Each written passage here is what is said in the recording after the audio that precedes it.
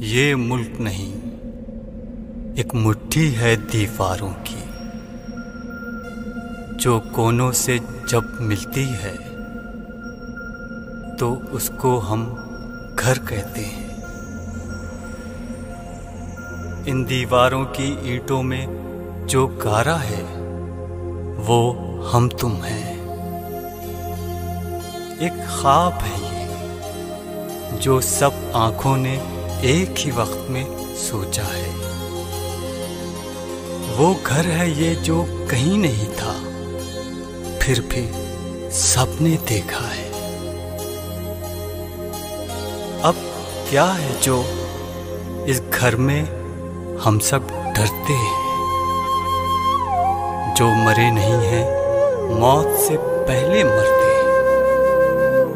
अब मिट्टी भूख उगाती है, हर शख्स पराया लगता है। वो खौफ है सबकी आंखों में जो साथ हो दुश्मन लगता है। यहाँ गुजरे वक्त का मातम खत्म नहीं होता। हम टूट रहे हैं अंदर से।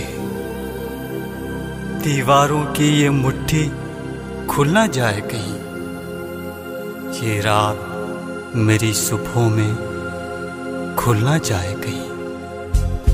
चलो दिन बदले और रात का ये सफा उल्टे और आंखों से ख्वाबों की बातें करते हैं।